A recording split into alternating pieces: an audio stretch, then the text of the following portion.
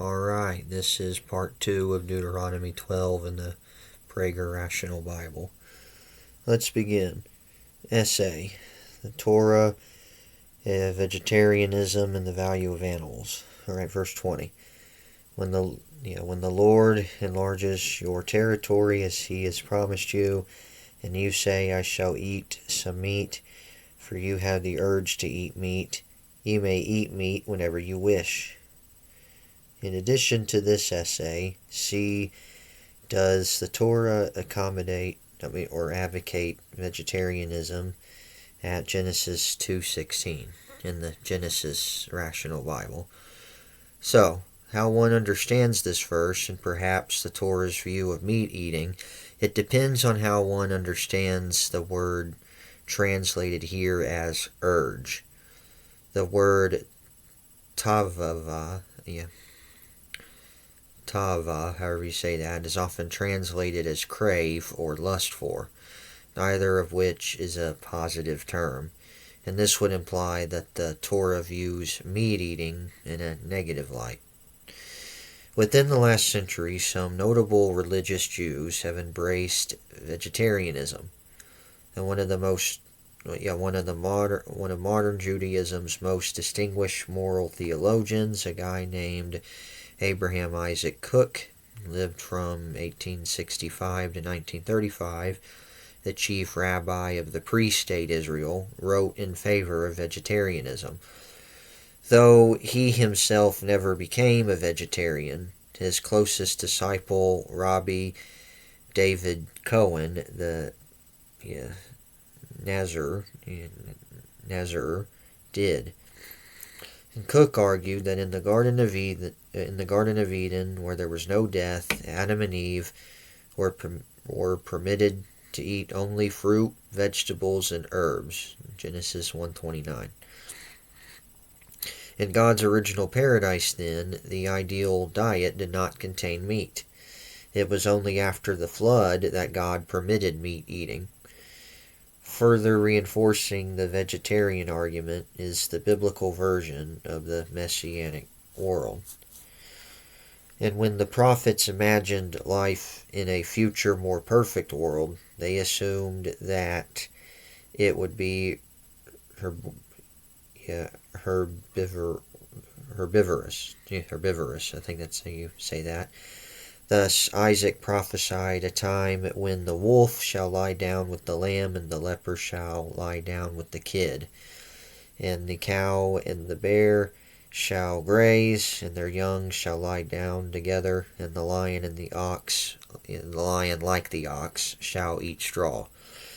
As valid as these arguments may be, they may not necessarily be the Torah ideal in this world as opposed to the Garden of Eden, or a future messianic age. Those who wish to be guided by the Torah can make a plausible moral and religious case for meat eating. The Torah, after all, allows it. The Torah is not preoccupied with preventing animal death. It's preoccupied with limiting animal suffering. But that raises another question. Are modern slaughterhouses capable of seriously limiting animal suffering? Therefore, it would seem that a person who wishes to live a Torah-based life can neither be a vegetarian or a meat eater. But the issue does not end there. The Torah has another agenda with regard to animals and human beings, ensuring that human beings never lose sight of the greater sanctity of human life. And there is no question that as a society becomes increasingly secular, more and more people equate animal and human life. And whatever its moral problems, meat eating, like the sacrificial system, means that people do not equate animals and human worth. In fact, it is a Torah law.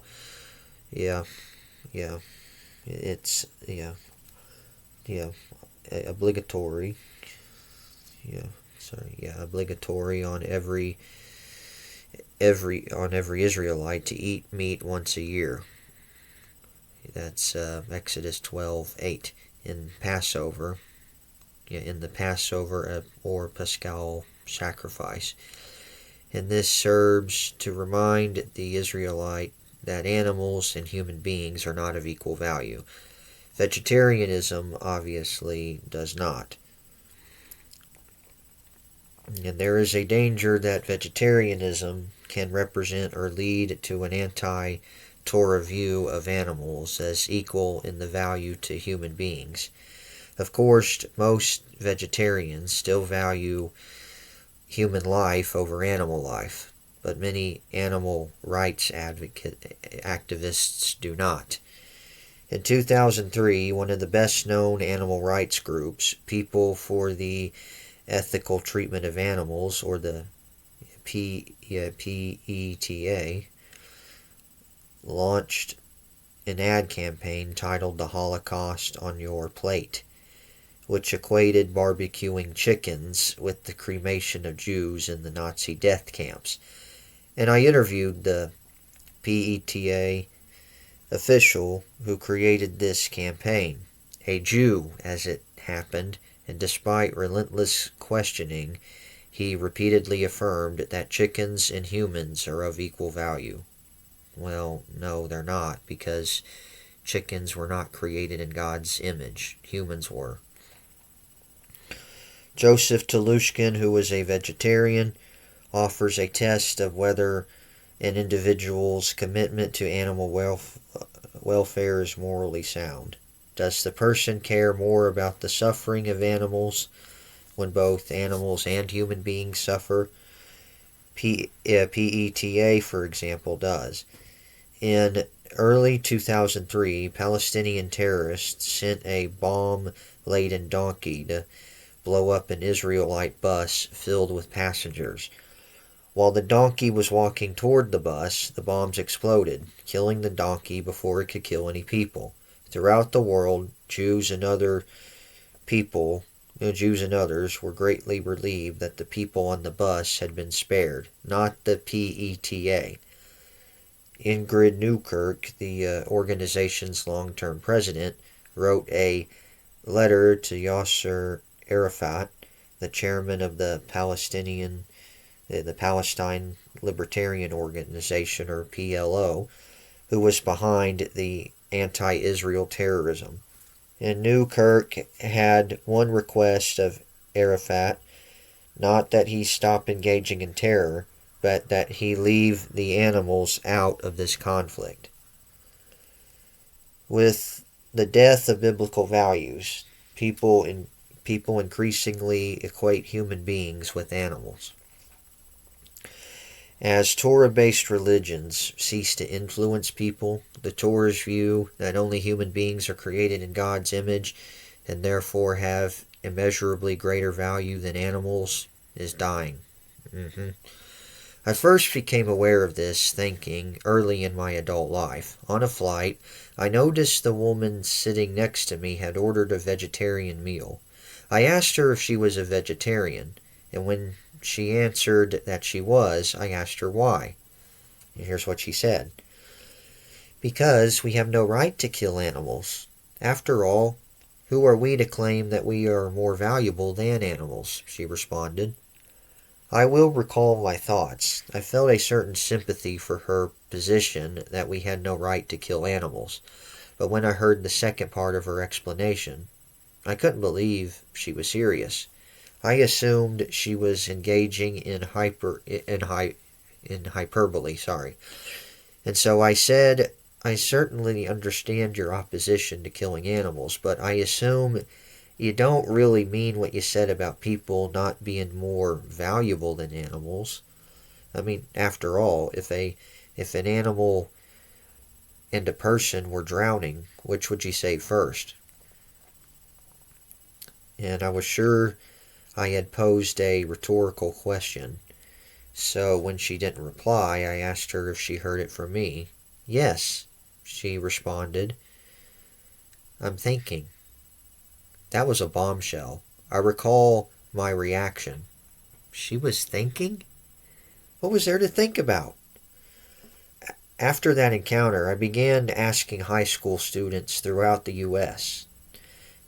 If your dog and a stranger, a person you didn't know, were drowning, which would you save first? In the 40 years of posing that question to students, no more than a third of the group ever voted to save the person. Only in a few Jewish religious, oh sorry, only in a few religious Jewish and Christian schools, and not even in all of them, did the majority of students vote first to save the person. And the decline of religion is one reason for these votes. Another is this: with the end of objective moral standards, also induced by the decline of religion, moral decisions are increasingly determined by feelings. That is correct. Nearly everyone loves his dog more than he loves a stranger, but only those who allow their feelings to determine their decision will vote to save their dog or cat, or even, as I have been told, a rabbit or a hamster. They will save them before a stranger. While the choice to be a vegetarian can be a highly moral decision, and one which does not equate human and animal worth, there is a danger in the radically secular, godless societies in which many of us live, that vegetarianism, and certainly the animal rights movement, may serve to further blur the human-animal distinction. And there is a widely held belief among animal rights activists and the general public that caring for animals leads to caring for people. And this emanates from the fact that cruelty to animals almost always leads to the cruelty of people. Children who torture animals will likely grow up to torture or otherwise harm people. And adults who torture animals will almost definitely treat humans cruelly. However, the converse is not all that true. While there is a direct link between cruelty to animals and cruelty to people, there is no link between kindness to animals and kindness to people. In fact, there has been a link between preoccupation with animals and callousness toward people. The Nazis provided a particularly powerful example. This cruel and sadistic movement led the most pro-animal government in the world, outside of vegetarian India. It outlawed vivisection, however you say that, which is experimentation on live animals, almost immediately after coming to power in 1933. It outlawed that practice. And the regime that permitted the most hideous medical experiments on live and fully conscious human beings forbade experiments on animals. While the Nazis are the most radical example of preoccupation with animal welfare, accompanied by disregard for humans, they're not alone. The aforementioned animal rights group, PETA, went on record opposing killing a pig, even if its heart valves could directly save a human life. Pigs are individuals, not spare parts. And many animal rights advocates and groups oppose any experimentation on animals, even when the animals are sedated, despite the fact that there is no substitute for experiments on animals and discovering drugs that can save countless human lives. Needless to say, many people who are concerned with both animal and human welfare recognize that people come first. Though not a vegetarian, I am one of them. For example, I have long advocated that people not eat veal, the meat of calves kept nearly immobile in a small cage, so that they do not develop muscles and people can then enjoy their particularly tender meat. And I also spend the extra money to purchase free-range eggs. The alternative is eggs from caged hens, an extremely cruel method of egg production. However, there are worries on the other side. With the increasingly small role God-based ethics plays in the modern world, there is a reason to be morally concerned about the animal rights movement. Thousands of years ago, the prophet Hosea warned that if people have too much reverence for animals, they will lose their respect for human beings. Woe to those who kiss calves.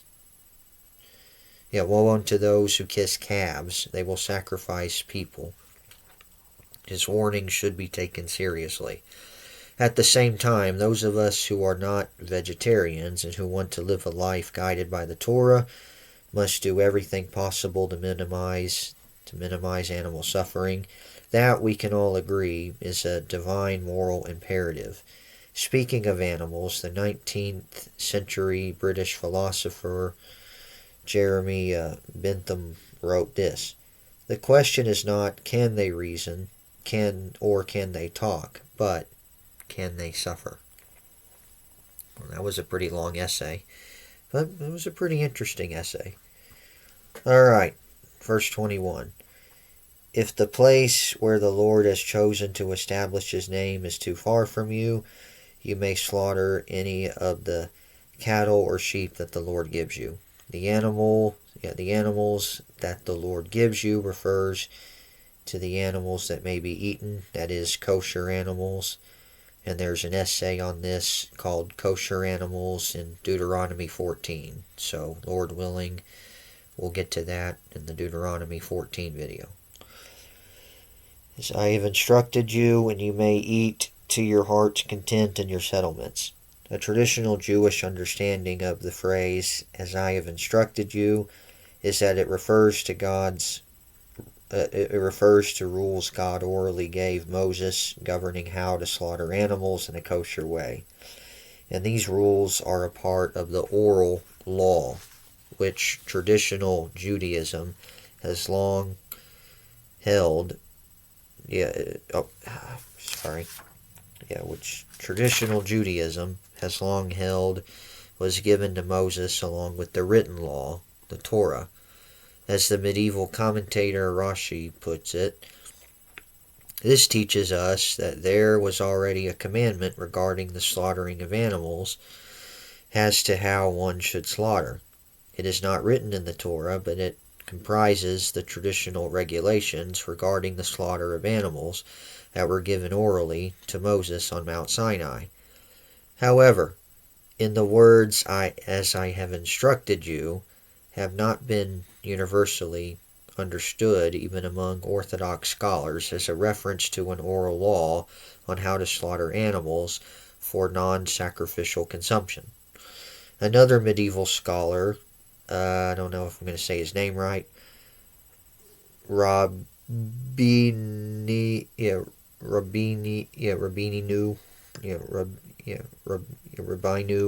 Bakya, however you say that, 1255 to 1340, wrote, as I have instructed you, it is about sacrifices. We only find slaughter in all the Torah mentioned with regard to sacrifices. We only find slaughter in all the Torah mentioned with regard to sacrifices. Another well-known Orthodox scholar, Samuel David Lozado, known as the Shadal, however you say that, 1800 to 1865, he wrote that these words, as I have instructed you, refer to the ban on eating blood mentioned above in verse 16. In the previous video. Wait, was it in the previous video? Yes, it was. Alright, verse 22. Eat it, however, as the gazelle and the deer are eaten.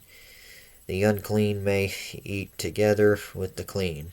Unclean refers to an Israelite who entered the temple in an impure ritual state, usually as a result of coming in contact of coming into contact with the dead.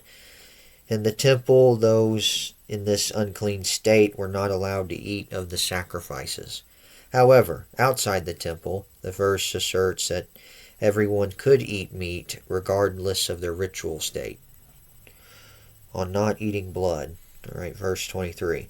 Be sure that you do not partake of the blood, for the blood is the life, and you must not consume the life with the flesh. 24. You must not partake of it. You must pour it out on the ground like water. 25. You must not partake of it in order that it may go well with you and with your descendants to come. So don't partake of it in order that it may go well with you and your descendants to come. Okay, got it. Moses had already instructed the Israelites that they were not allowed to consume animal blood. Verse 16. Perhaps he reiterated this law to remind them that they were allowed to eat meat outside of the temple. The rule about animals' blood applied everywhere. And the Hebrew word translated here as life, or nephesh, may be better translated as life force. While nephesh is not precisely translatable, it is commonly used as the Hebrew word for soul. So the blood, therefore, represents the life force or soul of the animal, and that belongs to God. And to paraphrase Jacob Milgram, the ban on consuming blood means we consume a carcass, but not a life. To properly fulfill the Torah's obligation to not partake of the blood, Jews have drained the blood of meat for thousands of years. Ironically, the people who banned the consumption of blood became the victims of blood libels in the Middle Ages, and still spread in some Islamist circles, in which Christians charged Jews with using the blood of the kidnapped Christian children to bake Passover matzah. And the centuries-long libel led to the murder of thousands of Jews, tens of thousands of Jews. For you will be doing what is right in the sight of the Lord, the essence of monotheism. And these words sum up the moral necessity of God and Revelation and the Torah and the Bible and God-based religion. We are to do what is right in the sight of the Lord. Consider, what is our alternative? There is only one, to do what is right in our own eyes. With all the admitted moral problems of bad religious people, however, and of religious people who have used the Bible to justify evil, intellectual honesty demands we recognize that when everyone does what is right in his own eyes, it leads to moral chaos. Agreed. And the only possible rationale in defense of the notion that people should be morally guided by what is right in their own eyes, to do what is right in their own eyes, is to assert that human nature is basically good and moral, which of course is not true. Only then can we believe that if people all follow what they individually believe to be right, good will prevail. Yeah, how well did that work out? This is why the belief that people are basically good originated with the age of reason. Once God and the Bible were removed as the sources of morality, people became their own sources of morality. Or in other words, they pretty much became their own God to themselves. And therefore, they had to posit that people are innately good. Otherwise, the whole godless enterprise would fail. Of course, plenty of people have committed evil, doing what they thought, or at least claimed what was right in their God's eyes. And this is why it cannot be stressed too often.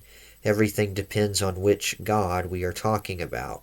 If one follows the God of the Ten Commandments and divine commandments, such as loving our neighbor and the stranger.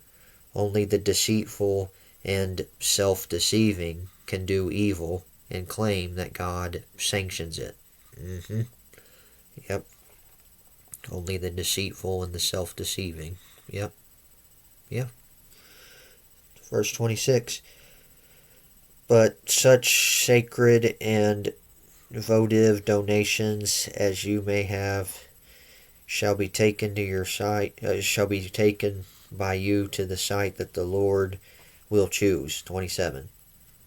And you shall offer your burnt offerings, both the flesh and the blood, on the altar of the Lord your God, and of your other sacrifices. The blood shall be poured out on the altar of the Lord your God, and you shall eat the flesh. 28. Be careful to heed all the commandments that I enjoin upon you.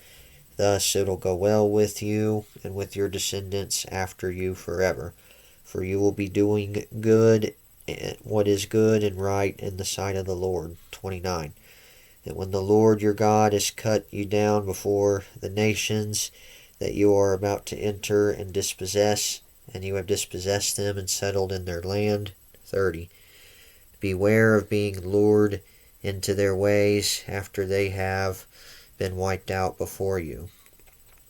Do not inquire about their gods, saying, how did these nations worship their other gods?